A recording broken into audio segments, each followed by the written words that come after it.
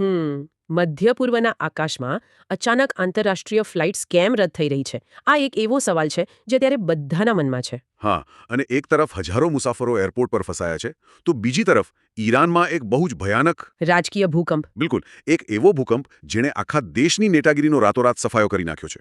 એટલે આજના આ ડીપ ડાઇવમાં, એટલે કે આપણા આ ઊંડાણપૂર્વકના વિશ્લેષણમાં, આપણે આ બંને ઘટનાઓ વચ્ચેનો સીધો સંબંધ સમજવાનો પ્રયાસ કરીશું. ચોક્કસ, કારણ કે આ બંને બાબતો એકબીજા સાથે ઊંડી રીતે જોડાયેલી છે. પેલી હેલ્પલાઇન વિશે ને? હા, બિલકુલ.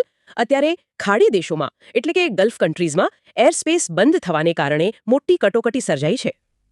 અને એના પરિણામે ગુજરાતના ઘણા નાગરિકો ત્યાં ફસાયા છે. ફ્લાઇટ્સ કેન્સલ થઈ રહી છે, એટલે લોકો એરપોર્ટ પર જ અટવાયા છે. એટલે જ આ અત્યંત મહત્વની માહિતી છે. સંકટની આ ઘડીમાં રાજ્યસભાના સાંસદ મયંક નાયક દ્વારા સેવાલય નામની એક હેલ્પલાઇન શરૂ કરવામાં આવી છે. અને આ કોઈ સામાન્ય હેલ્પલાઇન નથી. ના, જરાય નહીં. આ કેન્દ્ર અને રાજ્ય સરકાર દ્વારા પોતાના નાગરિકોને અન્ય દેશમાંથી સુરક્ષિત રીતે પાછા લાવવાની એક બહુ મોટી અને વ્યવસ્થિત પહેલ છે. જી. આ બાબત ખરેખર એ દર્શાવે છે કે જ્યારે આંતરરાષ્ટ્રીય સ્તરે અસ્થિરતા સર્જાય ત્યારે આપણી સરકાર પોતાના નાગરિકો માટે કેટલી ચિંતિત છે. સાવ સાચી વાત છે. જ્યારે નાગરિકોને એવો અહેસાસ થાય કે સંકટના સમયે સરકાર એમની પડખે ઊભી છે, ત્યારે સ્વાભાવિક રીતે જ દેશભક્તિ અને સુરક્ષાની ભાવના અનેક ગણી વધી જાય છે. બિલકુલ, આ એક પ્રશંસનીય અભિગમ છે સરકારનો. એટલે જ ખાસ કરીને મહેસાણા અને સમગ્ર ગુજરાતના લોકો માટે મારી આ એક સ્પષ્ટ અપીલ છે. જો તમારા કોઈ સ્વજન, મિત્ર કે પરિવારના સભ્ય આ ગલ્ફ દેશોમાં અટવાયા હોય તો તેમને તાત્કાલિક સંપર્ક કરવો જોઈએ. હા, નંબર નોંધી લેશો. નંબર છે 9824633244. ફરીથી કહું છું, 9824633244. અને આ નંબર પર કેટલીક ચોક્કસ વિગતો મોકલવાની રહેશે, જેથી વહીવટી પ્રક્રિયામાં ઝડપ લાવી શકાય. એટલે કઈ કઈ વિગતો આપવી પડશે? જો, સૌથી પહેલાં તો પ્રવાસીનું પૂરું નામ, પછી તેઓ હાલ કયા દેશમાં અટવાયા છે તે દેશનું નામ. બરાબર. આ ઉપરાંત ફ્લાઇટની વિગત, પાસપોર્ટ નંબર અને કુલ કેટલા પ્રવાસીઓ સાથે છે તેની સંખ્યા જણાવવી ફરજિયાત છે. અને ગુજરાતના સંપર્ક માટે પણ કંઈક આપવું પડશે ને? હા, ગુજરાતમાં રહેતા તેમના કોઈ સંબંધીનું નામ, તેમનો મોબાઈલ નંબર અને ગુજરાતનું સંપૂર્ણ સરનામું પણ આ નંબર પર આપવાનું રહેશે, જેથી સીધો સંપર્ક થઈ શકે.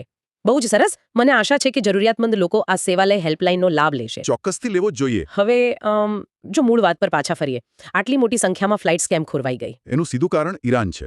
બરાબર.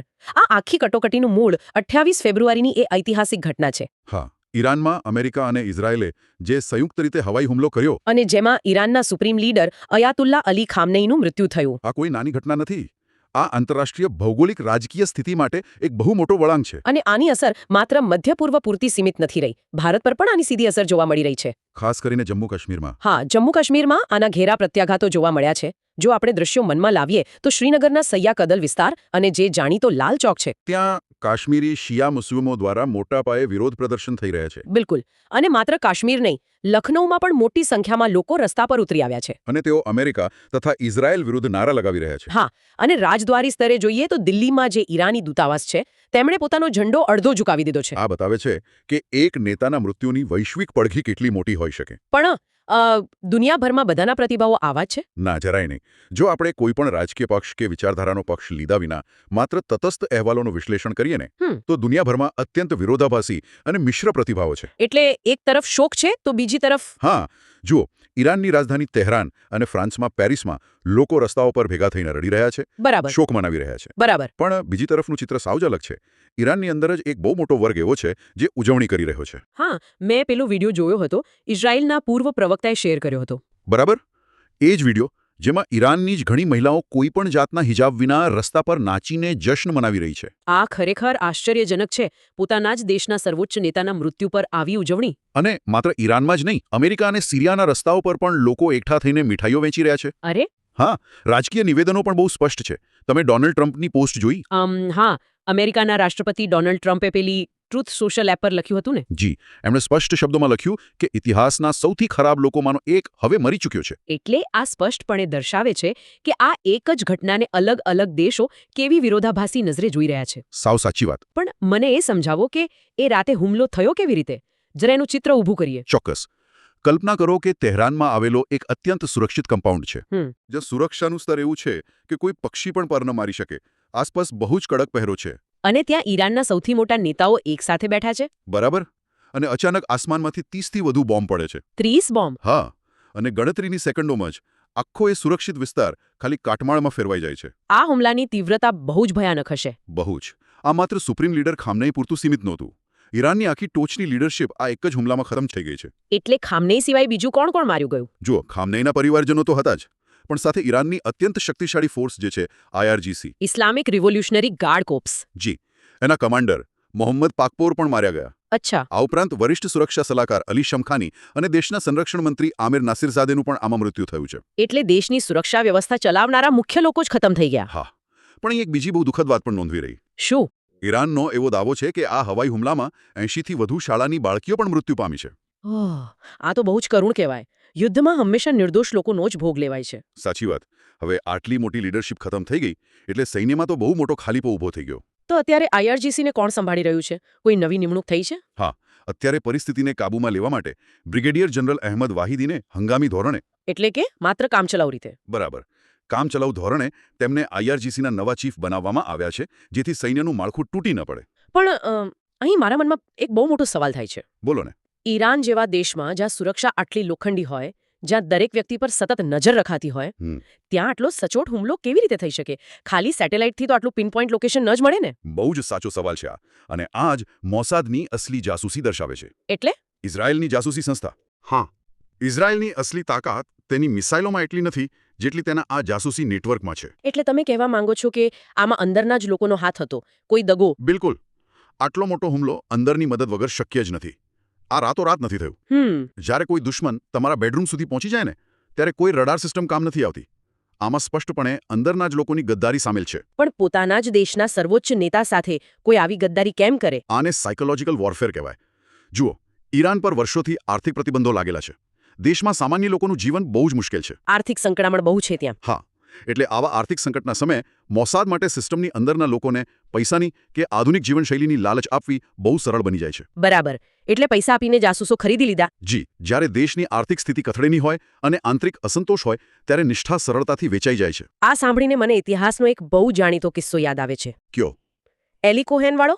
હા, 60ના દાયકામાં જે એલી કોહેન નામના ઇઝરાયેલી જાસૂસે સિરિયામાં જઈને જાસૂસી કરી હતી. બિલકુલ. આખી સિસ્ટમની અંદર ઘૂસી ગયો હતો એ માણસ. તે સિરિયન સત્તાધીશોની એટલો નજીક પહોંચી ગયો હતો કે તેણે સૈન્યના બંકરો પાસે સૈનિકોને છાંયડો મળે તે બહાને વૃક્ષો વાવડાવ્યા હતા. અને પછી ઇઝરાયેલે ખાલી એ વૃક્ષોને જ નિશાન બનાવીને સચોટ બોમ્બમારો કર્યો હતો. એક્ઝેક્ટલી. આજના સમયમાં પણ આવું જ કંઈક ચાલી રહ્યું છે. પેલો પેજર બ્લાસ્ટ યાદ છે? અરે સપ્ટેમ્બર 2024 વાળો. હા જ. તો એ પણ આ અંદરના જાસૂસી નેટવર્કનું જ ઉદાહરણ છે ને? 100%. જો ખામનેઈને જાસૂસીનો ડર લાગ્યો એટલે એમણે શું કર્યું? બધા અધિકારીઓને મોબાઈલ ફોન વાપરવાની ના પાડી દીધી. કે ફોનથી ટ્રેકિંગ થાય છે એટલે. હા, પણ મોસાદના જાસૂસોએ આ જ સાવધાનીનો ફાયદો ઉઠાવ્યો. એમણે સપ્લાય ચેનમાં જ ઘૂસણખોરી કરી લીધી અને પેજર્સમાં જ વિસ્ફોટકો ગોઠવી દીધા. બરાબર. આ બધું અંદરના માણસોની મદદ વિના શક્ય જ નથી. આમાં તો ખુદ ઈરાનના પૂર્વ રાષ્ટ્રપતિ અહેમદી નેજાદે એક બહુ ચોંકાવનારી વાત કબૂલી હતી. અચ્છા, શું કહ્યું હતું એમણે? એમણે દુનિયાને જણાવ્યું હતું કે ઈરાને ઇઝરાયેલના જાસૂસોને પકડવા માટે એક સ્પેશિયલ ટીમ બનાવી હતી. અને એ ટીમનો સૌથી મોટો વડો જ પાછળથી મોસાદનો એજન્ટ નીકળ્યો. અરે ભગવાન, આ તો એવી વાત થઈ કે ચોરને પકડવા માટે જે પોલીસ અધિકારીને રાખ્યા હોય તે જ ચોરની ગેંગનો લીડર નીકળે. સૌ સાચી વાત. વિચારો, જેની જવાબદારી દેશને બચાવવાની છે તે જ વ્યક્તિ ખુદ ઇઝરાયેલ માટે કામ કરી રહ્યો હતો. આનાથી મોટી સિસ્ટમની નિષ્ફળતા તો બીજી કઈ હોઈ શકે? કોઈ જ નહીં. આટલા મોટા દગા પછી તો ઈરાનના અધિકારીઓમાં એકબીજા પરથી વિશ્વાસ જ ઉઠી ગયો હશે. ખરેખર. હવે આ બધી પરિસ્થિતિ વચ્ચે એક બીજો મોટો પ્રશ્ન ઊભો થાય છે. 37 વર્ષ સુધી, એટલે કે 1989 થી લઈને અત્યાર સુધી અલી ખામનેઈ પાસે જે અસીમિત સત્તાઓ હતી તે હવે કોની પાસે જશે? તેમના મૃત્યુ પછી સત્તાનો જે શૂન્યાવકાશ, જેને આપણે પાવર વેક્યુમ કહીએ છીએ, તે સર્જાયો છે. તો હવે તેમની જગ્યા કોણ લેશે? આ બહુ ટેકનિકલ બાબત છે. આ સમજવા માટે આપણે ઈરાનના બંધારણ તરફ જોવું પડે. તેમાં શું જોગવાઈ છે? બંધારણના આર્ટિકલ 111માં એવી સ્પષ્ટ જોગવાઈ છે કે જ્યારે પણ સુપ્રીમ લીડરનું અચાનક અવસાન થાય ત્યારે દેશમાં પાવર વેક્યુમ ન સર્જાય તે માટે તાત્કાલિક એક કાઉન્સિલ બને છે. અચ્છા, કેટલા સભ્યોની? 3 સભ્યોની કામચલાઉ કાઉન્સિલ સત્તા સંભાળે છે. અત્યારે આ કાઉન્સિલમાં ઈરાનના હાલના રાષ્ટ્રપતિ મસૂદ પેઝેશ્કિયન છે. હા. બીજા છે જ્યુડિશિયરી ચીફ એટલે કે ન્યાયતંત્રના વડા, અને ત્રીજા છે ગાર્ડિયન કાઉન્સિલના એક સભ્ય. આ ગાર્ડિયન કાઉન્સિલ શું છે? મેં આ નામ પહેલા પણ સાંભળ્યું છે. ગાર્ડિયન કાઉન્સિલ એ ઈરાનની અત્યંત શક્તિશાળી બોડી છે. તેમનું કામ શું હોય છે? દેશમાં કોઈ પણ ચૂંટણી થાય ને તો કોણ ઉમેદવારી નોંધાવી શકશે ને કોણ નહીં તેનો અંતિમ નિર્ણય આ ગાર્ડિયન કાઉન્સિલ પાસે હોય છે. એટલે કે સત્તાનો અસલી રિમોટ કંટ્રોલ તેમની પાસે જ છે એમ કહેવાય. બિલકુલ. પણ આ 3 સભ્યોની વ્યવસ્થા તો માત્ર કામચલાઉ થઈ. નવા કાયમી સુપ્રીમ લીડરની પસંદગી કઈ રીતે થશે? એના માટે 88 સભ્યોની બનેલી એક એસેમ્બલી ઓફ એક્સપર્ટ્સ છે. એમાં કોણ હોય છે? આમાં મોટાભાગે શિયા ધર્મગુરુઓ હોય છે. આ 88 સભ્યોની પેનલ નક્કી કરશે કે નવો સુપ્રીમ લીડર કોણ બનશે. બરાબર. પરંતુ અગાઉ કહ્યું તેમ આ એસેમ્બલીના સભ્યોની પસંદગી પણ પેલી ગાર્ડિયન કાઉન્સિલ દ્વારા જ મંજૂર થયેલી હોય છે. એટલે આખી પ્રક્રિયા અત્યંત કંટ્રોલ્ડ હોય છે. સમજ્યા. અત્યારે આખી દુનિયાની નજર આ એસેમ્બલી પર ઠકેલી હશે. હા, પણ જ્યાં સુધી નવો લીડર પસંદ ન થાય ત્યાં સુધી શું ઈરાન શાંત બેસી રહેશે? એ જ તો વાત છે ને. અત્યારે જ IRGC એ આ હુમલાનો બદલો લેવાની સ્પષ્ટ શપથ લીધી છે. અને એના પરિણામો દેખાવા પણ લાગ્યા છે. મધ્ય પૂર્વમાં તણાવ અત્યારે ચરમસીમાએ પહોંચી ગયો છે. કઈ રીતે? શું રિએક્શન આપ્યું છે ઈરાને? UAE, બહેરૈન અને કતારમાં અચાનક બોમ્બિંગ શરૂ થઈ ગયા છે. બાપરે. અને આમાં સૌથી આશ્ચર્યજનક બાબત તો એ છે કે દુબઈ જેવા શહેરને નિશાન બનાવવામાં આવ્યું છે. દુબઈ એ તો દુનિયાના સૌથી સુરક્ષિત શહેરોમાંનું એક મનાય છે. હા, દુબઈના એરપોર્ટ અને પામ જેવા વિસ્તારોમાં હુમલા થવા એ કોઈ નાની સૂની વાત નથી. બિલકુલ નહીં. આ હુમલાઓ સ્પષ્ટ બતાવે છે કે હવે આ યુદ્ધમાં કોઈ પણ જગ્યા સલામત નથી રહી. સાચી વાત. ઈરાનની સેના દુનિયાને બતાવવા માંગે છે કે ભલે તેમના ટોચના નેતાઓ માર્યા ગયા હોય પણ તેમની પાસે હજુ પણ વળતો પ્રહાર કરવાની શક્તિ અકબંધ છે. તો આ બધાની વચ્ચે ભવિષ્ય શું દેખાઈ રહ્યું છે? ઈરાન હવે કઈ દિશામાં આગળ વધશે? જો આ સમગ્ર ઘટનાક્રમનું આપણે ઊંડાણપૂર્વક વિશ્લેષણ કરીએ ને તો એક અત્યંત ઊંડો અને વિચારવા લાયક સવાલ ઊભો થાય છે શ્રોતાઓ માટે. કયો સવાલ? આટલા મોટા નેતૃત્વના અંત અને સિસ્ટમની અંદરના જ લોકોના ભયંકર દગા પછી શું ઈરાન ફરીથી તેની જૂની કટ્ટર વ્યવસ્થા ઊભી કરી શકશે? એ મોટો પ્રશ્ન છે. અથવા તો શું આ સળગતા કાટમાળ અને રાખમાંથી અમેરિકા અને ઇઝરાયલ જેવું ઈચ્છે છે તેવું એક તદ્દન નવું ઈરાન જન્મ લેશે? નવું ઈરાન. હા, એક એવું ઈરાન જ્યાં કોઈ સુપ્રીમ લીડર જ ન હોય અને એક અલગ જ પ્રકારની રાજકીય વ્યવસ્થા હોય. આ એવો સવાલ છે જે માત્ર ઈરાનનું જ નહીં પણ આવનારા સમયમાં આખી દુનિયાની ભૌગોલિક રાજકીય દિશા નક્કી કરશે. ખરેખર આ એક બહુ જ મોટો અને એવો વિચાર છે જેના પર દરેક જાગૃત નાગરિકે મંથન કરવું રહ્યું. સમય જ બતાવશે કે હવે આગળ શું થશે. જી. પરંતુ એક વાત તો ચોક્કસ છે કે મધ્ય પૂર્વના આ ઘટનાક્રમની સીધી અસર આપણા પર એટલે કે ગુજરાત અને ભારત પર સતત રહેવાની છે. બિલકુલ રહેવાની છે. તો આવા જ સચોટ, તટસ્થ અને મહત્વના અપડેટ્સ સતત અને સૌથી પહેલા મેળવવા માટે શ્રોતાઓએ દરરોજ moghezumehona.in વેબસાઇટની વિઝિટ કરવાનું ચૂકવા જેવું નથી. તો અત્યારે જ મોઘેરું મેહોણા ચેનલને સબસ્ક્રાઇબ કરી લેવી જોઈએ. અને વિડીયો પણ શેર કરવો જોઈએ. હા, આ વિડીયોને લાઇક કરવો અને મિત્રો તથા પરિવાર સાથે ચોક્કસથી શેર કરવો જોઈએ જેથી આ મહત્વની માહિતી વધુ લોકો સુધી પહોંચી શકે. સાચી વાત. આ સમગ્ર ઘટના અંગે શ્રોતાઓનું શું અભિપ્રાય છે? જો કોઈ ખાસ વિષય પર આવી જ સચોટ માહિતી જોઈતી હોય તો કોમેન્ટ વિભાગમાં પોતાના વિચારો જરૂરથી રજૂ કરી શકાય છે. અમે કોમેન્ટ્સ ચોક્કસ વાંચીશું. બિલકુલ. તો ફરી મળીશું એક નવા અને રસપ્રદ વિષય સાથે. ત્યાં સુધી માહિતગાર રહીએ અને સુરક્ષિત રહીએ. નમસ્કાર. નમસ્કાર.